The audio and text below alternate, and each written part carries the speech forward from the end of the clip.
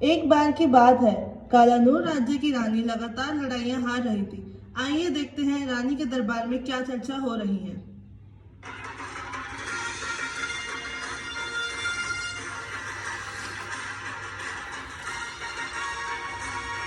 महारानी की जय हो। महारानी की जय हो। नालायक इनके सबके सब निकट्टू हो गए हो। शर्म आती है नहीं? ये जंग भी हार गए, ऐसे तो सारा साम्राज्य खत्म हो जाएगा। माफ कीजिए रानी साहिबा, अगली जंग जरूर जीतेंगे। तुम नालायकों के होते हुए कैसे जीतेंगे? रानी साहिबा, यदि आपकी इजाजत हो तो मेरे पास एक उपाय है। हाँ बोलो, क्या उपाय है तुम्हारे पास? यहीं पास के गांव में एक जादूगर रहता है जिसके पास हर समस्या का उपाय है। मेरे को यकीन है उनके पास आपकी समस्या का उपाय भी जरूर मिलेगा। अच्छा, तो तुरंत मुझे उसके पास लेके चलो। जो हुकुम रानी साहिबा। रानी अपने मंत्रियों के साथ जादूगरनी से मिलने जाती है।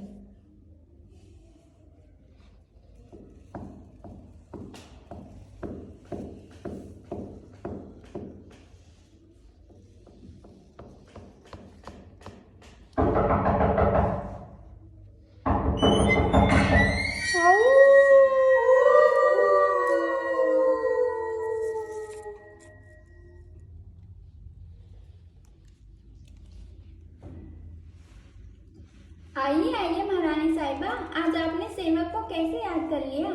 वैसे तो मैं ये सब जादू वगैरह में विश्वास करती नहीं, पर मेरी मजबूरी है तुम्हारे पास आना। एक बार सेवा का मौका तो दो, आपको बिल्कुल निराश नहीं करेंगे।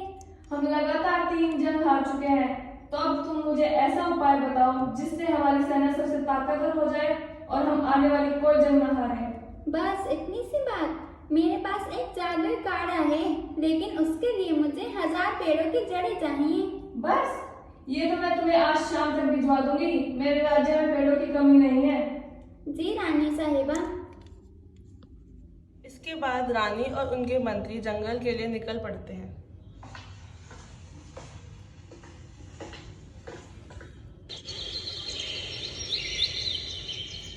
इन पेड़ों को काट दो और जादूगर के पास आज शाम तक भिजवा दो। जी रानी साहिबा, आप इसकी चिंता बिल्कुल मत कीजिए।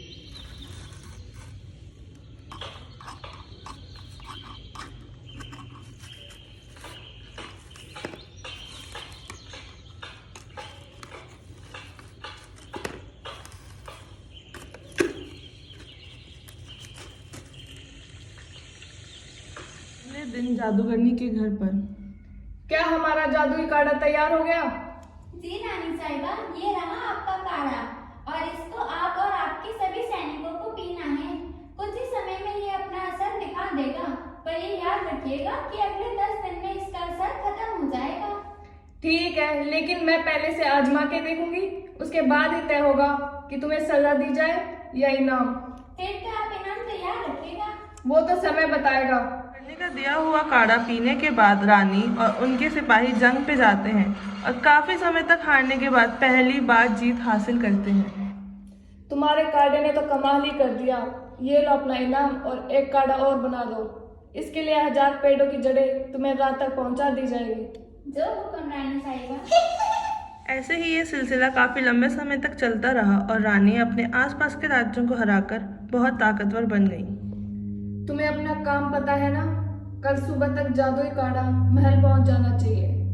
आप तो आसपास के सभी राज्यों को पहले ही हरा चुके हैं। अब आप इस काढ़े का क्या करेंगी? इतनी सी ताकत से क्या होगा? अभी तो मुझे दूर के राज्यों को भी जीतना है और सबसे ताकतवर बनना है। पहले ही आसपास के सभी जंगलों को कटवा चुकी हैं और अगर ऐसे ही चलता रहा तो हमारे जीवन को भी खतरा हो सकता है। पर आप तो पहले से ही इतनी ताकतवर हैं। तुम्हें उससे क्या लेना देना? तुम बस अपना काम करो और इनाम पर ध्यान दो। वैसे बात तो सही है, मुझे क्या मतलब इन सबसे। जो हुक्म रानी साहिबा। ऐसे ही कई सालों तक रानी जादुई काढ़े की सहायता से जीत हासिल करती गई और सबसे ताकतवर बन गई। आज क्या समाचार लाए हो? हमारे राज्य में काफी बीमारी बढ़ रही है।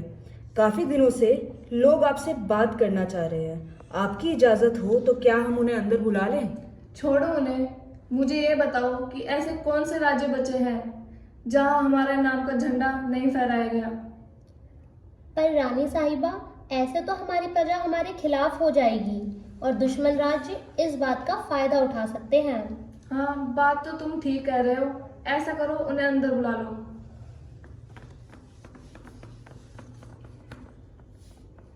रानी साहिबा, हमारी मदद कीजिए, हम बहुत तकलीफ में हैं। क्या हुआ? क्या परेशानी है तुम्हें?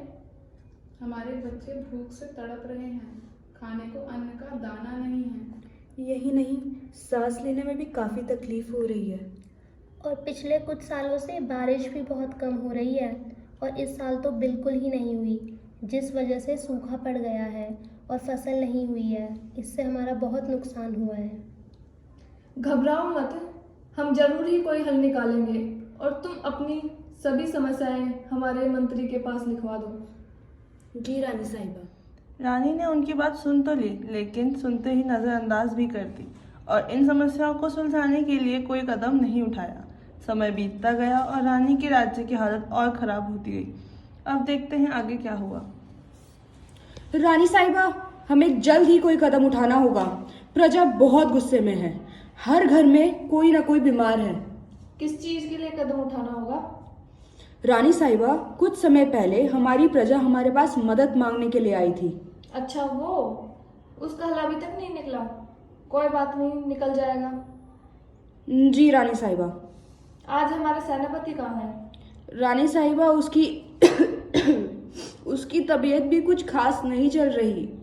ऐसे ही चलता रहा तो हमें नया सेनापति ढूंढना पड़ेगा। तुम आज से ही नए सेनापति की खोज शुरू कर दो।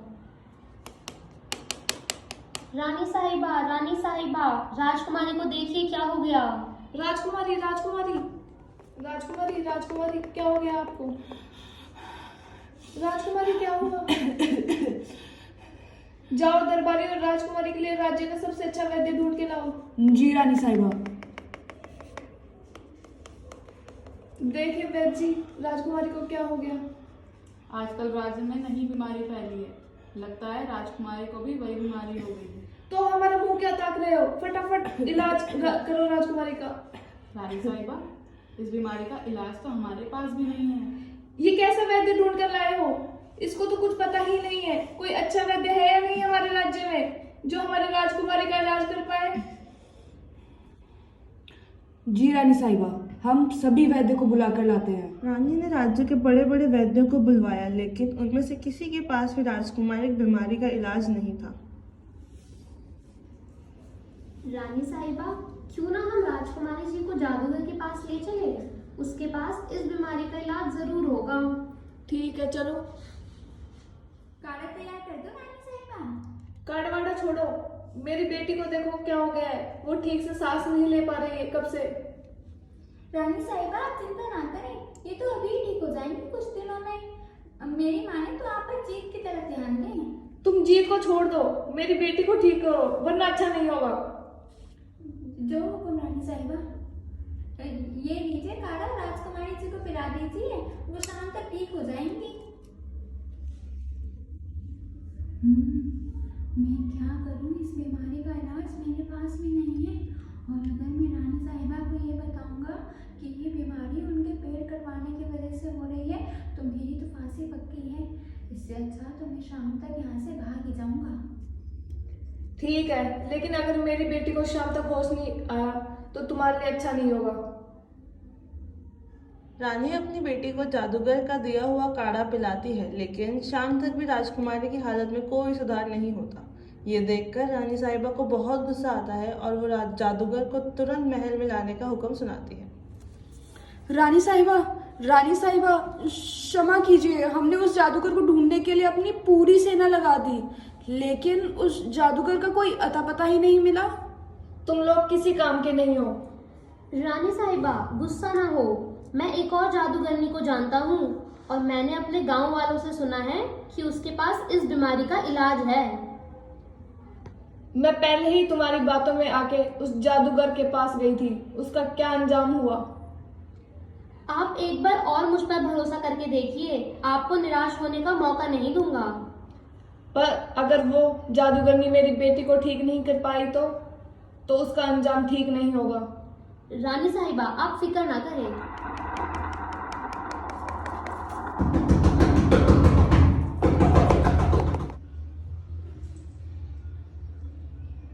क्या हुआ? क्यों पागलों की तरह मेरा दरवाजा बजा रहे हो? बहुत बड़ी समस्या आन पड़ी है। ऐसा कौन सा कहर टूट पड़ा है? तुम्हें इसी वक्त मेरे साथ महल चलना होगा। राजकुमारी बहुत बीमार है। लेकिन अभी मेरे पास समय नहीं है, मैं कल आ जाऊंगी। ऐसा मत कहिए, कृपया मेरे साथ इसी वक्त चलें, नहीं तो मेरी जान पर बनाएगी। और जब सारी प्रजा अपनी समस्याएं लेकर आपकी रानी साहिबा के पास आई थी, तब तो आपकी रानी ने कोई हल नहीं निकाला। जब अपनी बच्ची पर बात आई तो तुम्हें मेरे पास भेज दिया। तुम जाओ अभी, मैं थोड़ी देर में खुद वहां पहुंच जाऊंगी। उस दरबारी के साथ जादूगरनी को ना देखकर रानी साहिबा बहुत भड़क जाती हैं। अकेले ही आ गई तुम? कहाँ है तुम्हारी वो जादूगरनी? रानी साहिबा, वो बस आती ही होंगी। उस जादूगरनी की इतनी हिम्मत जो मुझे इंतजार कराए। आप गुस्सा ना हो। ताकत के नशे में होकर चूर करती हो तुम खुद पर इतना गुरूर। पेड़ काट काट कर तुम्हारे चेहरे पर आया नूर। प्रकृति पर करके इतना अत्याचार, अब चाहती हो अपनी बेटी का उपचार। तुम कहना क्या चाहती हो? साफ साफ कहो। मैं तो वही कह रही हूँ जो सच्चाई है। कैसे सच्चाई? तुम गोल गोल बात मत घुमाओ। जिस काम के लिए आई हो वही करो, तुम्हें अपना इनाम मिल जाएगा। मुझे इनाम का कोई लालच नहीं रानी साहिबा।